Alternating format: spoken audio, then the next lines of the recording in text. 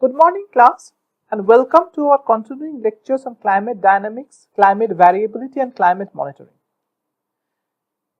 Till the last section, we have discussed the first two aspects of this course, climate dynamics and climate variability.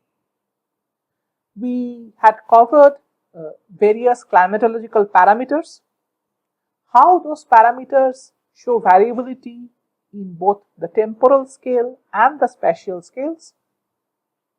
What is the climate dynamics in terms of stability, instability, wind circulation systems, ocean atmospheric dynamics due to the influence of the heterogeneity, both temporal and spatial, for these climatological parameters.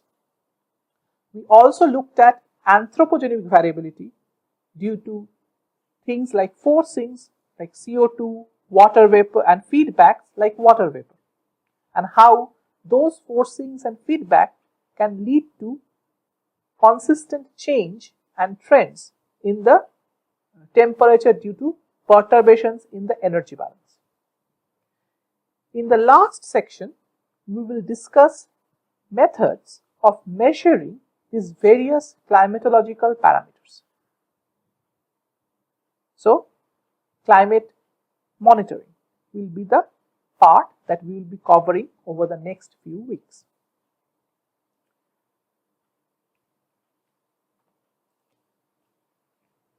So, first we will begin by a general introduction to the principles of measurement and instrumentation, which is kind of common to all types of instrumentation that is used in the physical and the chemical sciences as well as atmospheric sciences.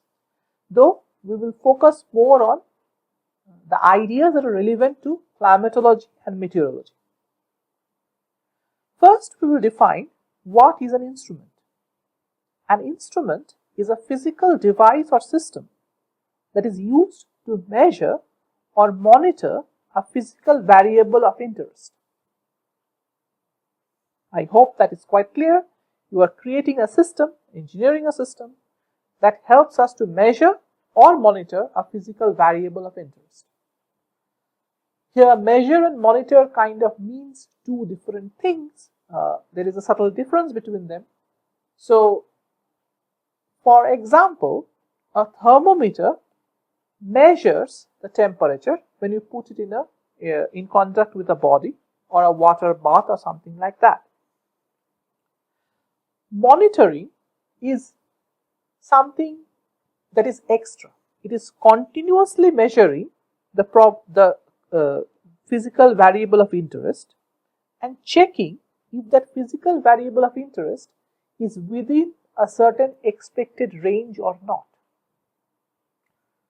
For example, if you think of a smoke detector,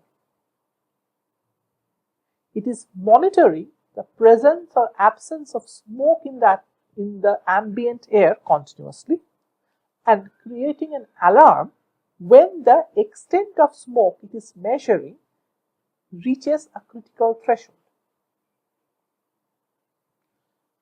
A continuous measuring system is basically monitoring, and this can be paired with an alarm or a detection system if it goes beyond a certain known threshold.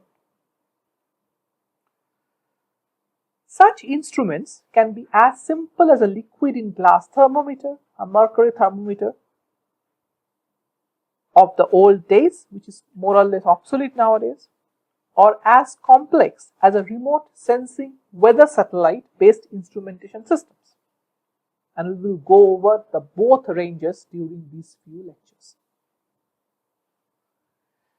Why do we want to measure things in climatology and meteorology? Accurate measurement of present and past climate variable values is vital in the proper understanding and tracking of the changing climate system. While in this class we will not look at how do we measure past climate signals, which is a part of paleoclimatology, here we will be measuring more of the day-to-day current measurement of various climatic variables. like CO2 concentration, like surface temperature, like air temperature, like pressure, radiation, etc., through ground-based, upper atmospheric or satellite-based instrumentation systems. These are also important in validation of global and regional climate models. They give us the important data to construct our climate models, also to validate the predictions of such models. Now, what are the typical parts of an instrument? Now here, this is a generic instrument we are looking at. First part of an instrument is the sensor. You can see the figure of the sensor here. This sensor is responding to a specific physical parameter that is being measured in a predictable manner. Okay, so you have a physical parameter, say rainfall, and the sensor is measuring the rainfall, so the extent of rainfall in a predictable manner. A simple example, suppose you have a small bucket and that bucket is getting filled by rain that is falling on top of it. At a certain point, the sensor is measuring, say, the weight the bucket gains due to the rainfall it collects over a certain period of time. Maybe that is our precipitation measuring device. So it is measuring the extent of precipitation by measuring the weight of the accumulated water due to rainfall. The sensor is usually coupled to a transducer, which is the second part, and it is sensor and transducer are usually connected together, that converts the sensor response into a more easily measurable variable. For example, change in the length of a wire into a voltage difference. We will see such examples, for example, in humidity measurements, where very interestingly a hair is often used which increases its length as the air becomes more humid. That length change can be converted into an electrical signal by voltage difference or a signal in, say, stress strain curve. So the sensor measures the variable, a transducer converts that change into a more physically measurable value. An amplifier is used to increase the magnitude of the usually small change produced by the sensor, and this is part of the electrical system or electronic system connected to the transducer. So by change converted to a voltage or a resistance or a change in deflection due to by a transducer. That change is usually quite small because we are often measuring small changes in the physical variable. So we need an amplifier to amplify that change. It can be a set of pulleys and levers to amplify the deflection. It can be a kind of a voltage or an electronic circuit to amplify the voltage signal, capacitance signal, etc. Here, the term gain is often used, which is the ratio of the output signal amplitude and the input signal amplitude at the amplifier stage. The ratio of the output signal amplitude to input signal amplitude is called the gain, and this is often an important factor in what the amplifier is doing. Very importantly, if there are errors, the amplifier can also increase those errors. So the amplifier circuit has to be very carefully chosen so that random noise, random oscillations in the physical variable being sensed does not get amplified as well. Finally, we have a meter, which can be a digital meter or an analog meter, which provides the final readout in terms of magnitude. A recording or a data backup device may be attached to the meter, or it can send the information directly to a computer, as it's very common nowadays. For a satellite, it can be a backup inside the satellite or a transmission directly to the station where the satellite measurement data is being stored. So you have the parameter, which is being measured through change in certain physical variable in the sensor state. That variable change is converted to a different variable change that can be more easily measured by the transducer. That variable change is amplified by the amplifier and then recorded by the meter and stored in the recorder. Okay.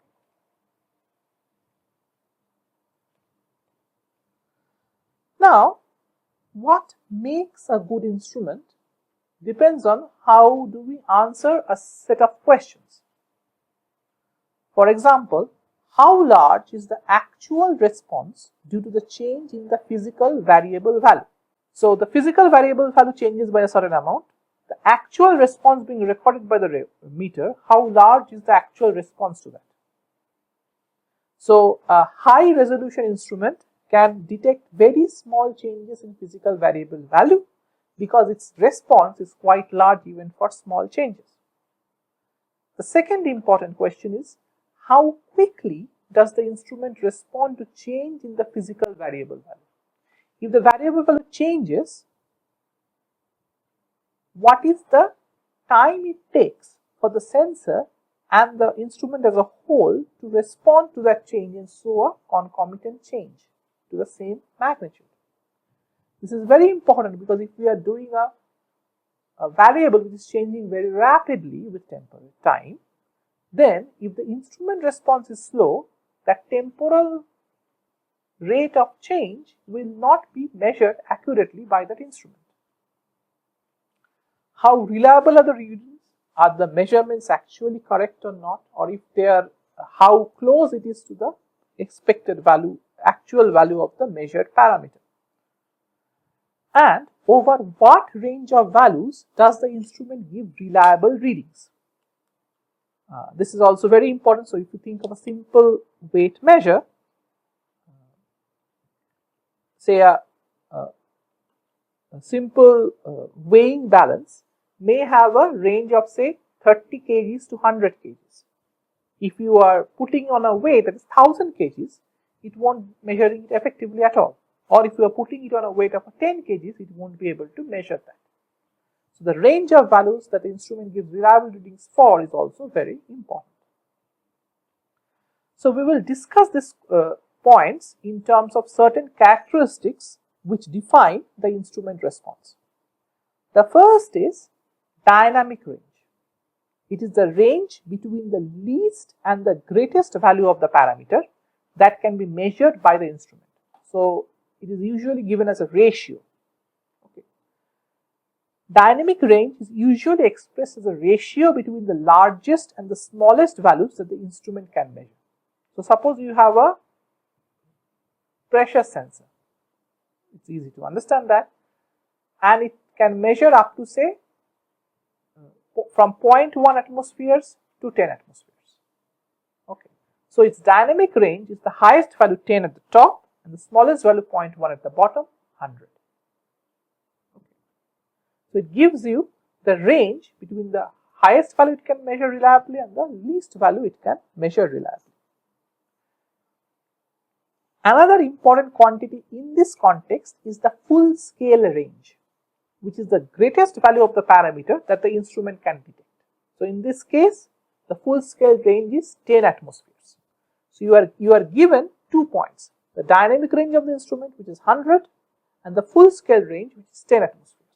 Knowing that, you can find the lowest possible value that this instrument can measure.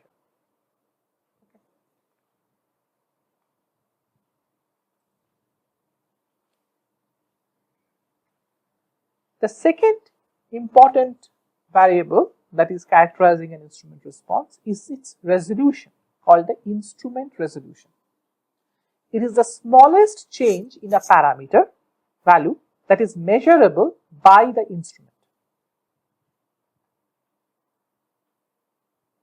So, it is the, suppose a physical parameter changes by a certain amount delta x.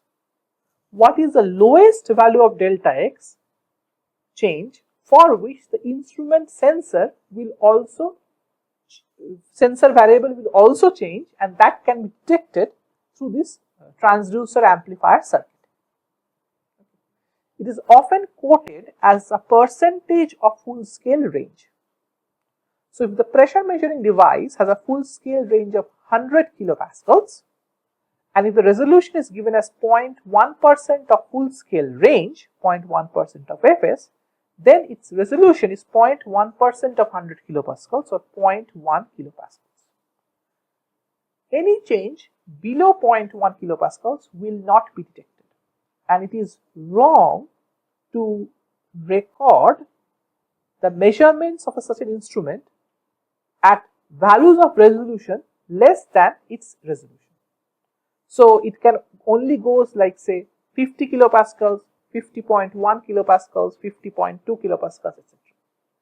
You cannot record 50.15 because its resolution is at 0.1 kilopascals only.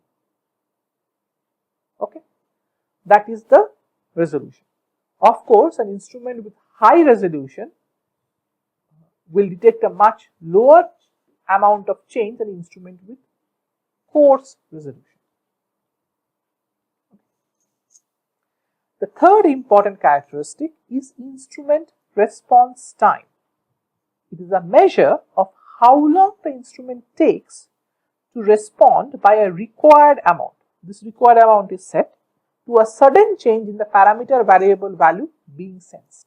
So if at time t equal to 0, the parameter value suddenly has a step jump, how long does the instrument take to respond appropriately to a certain level to that step jump change in its parameter value is the instrument response time. So a fast responding instrument can quickly give the change in the parameter value, whereas a slow responding instrument will take a long time to respond to a change in the parameter value. Finally, the process of comparing one instrument with another whose response characteristics are known more accurately in order to know the response characteristic of the first instrument. That process is called calibration. So we have a new type of instrument. We do not know how it responds to the change in physical parameter.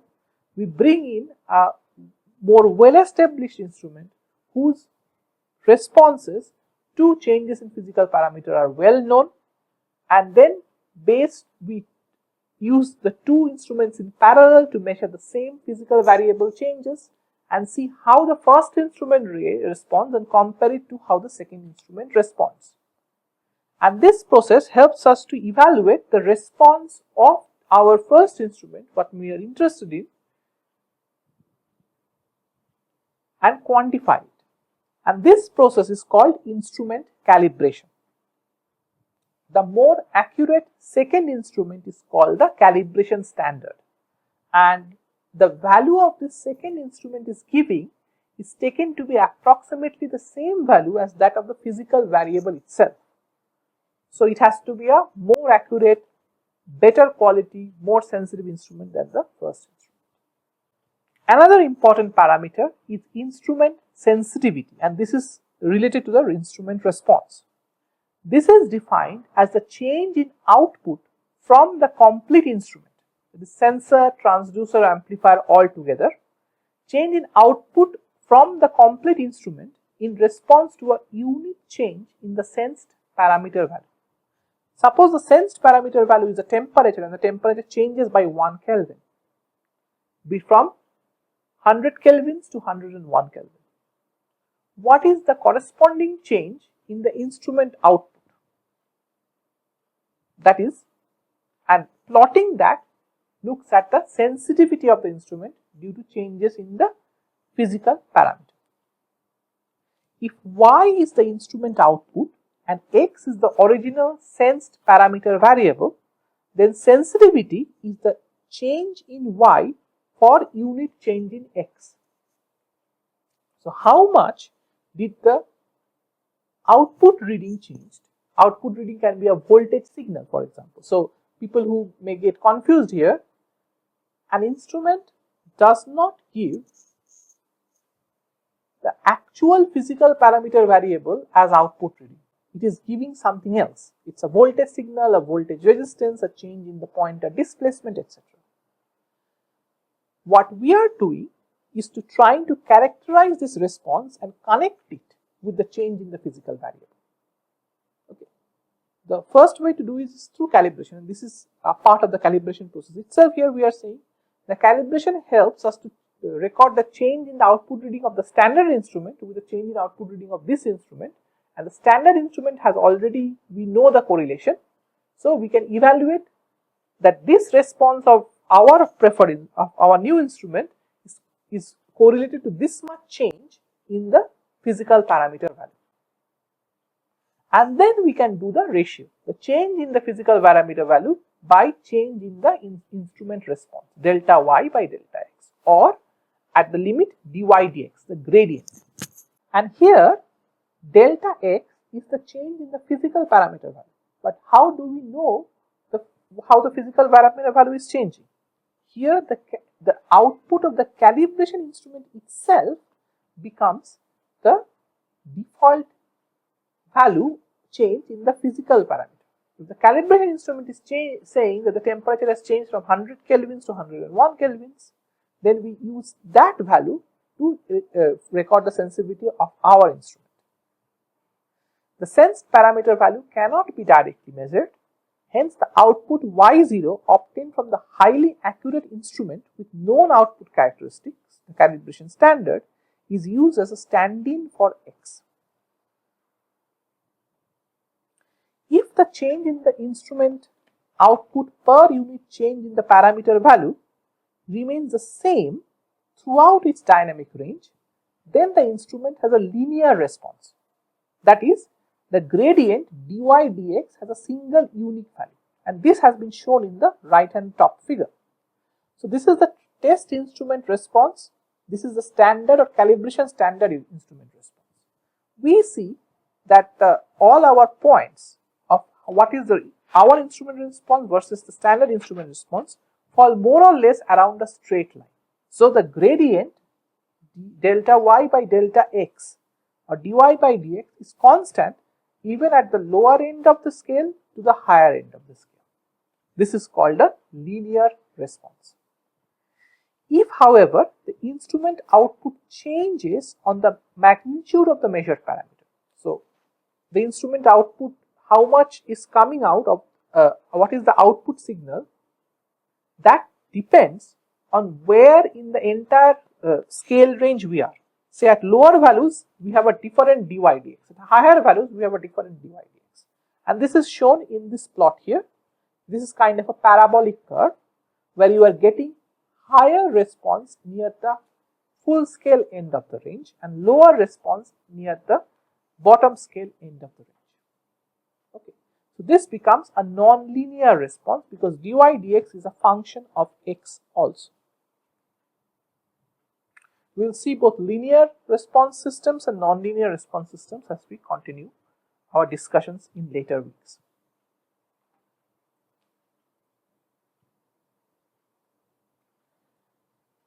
Next comes how to characterize the accuracy of such instruments. Here, an important term is uncertainty, which was previously called errors. Uncertainty is the variability in the output values of an instrument on the repeated measurement of the same physical parameter value. So we keep the physical parameter value constant and continuously sample it through our instrument. And the variability of the output values obtained under such a condition is called uncertainty. Uncertainty is of two types. Systemic uncertainty, a consistent repeated offset in the measurement as a result of a fixed or regular discrepancy in the instrument response. So the instrument response has a consistent and repeated offset in the measurement compared to the actual value of the physical variable. Okay. This is a result of a fixed or regular discrepancy in the instrument response. So this is often called a zero error or other things. You have a fixed bias, a fixed error added or subtracted from the actual physical variable value that is being measured that the system is always suffering from. The calibration process can help quantify the systemic uncertainties, and they can be offset in the further post-processing. So, for example, suppose you have a standard weight which weighs 30 kgs, and every time you are getting your weighing machine is measuring 32 kgs. So, this 2 kgs is the systemic uncertainty, a regular fixed discrepancy between what the instrument response is and what the actual value is. Next, you have random uncertainties, variations in measurements due to statistical fluctuations in either the quantity sensed, because the quantity itself may have certain internal fluctuations, or the internal operations of the instrument. The instrument has a significant internal wiring, electricity, and there are random processes that kind of skew the result one way or the other way, which is creating this random uncertainty. Random uncertainties can be quantified. You will see the quantification process in the next class, and reduced by using averaging procedures. Because they are random, averaging usually helps to reduce or remove these random uncertainties entirely. Okay. So we will stop here today. We will continue the discussion in the next class. Thank you for listening.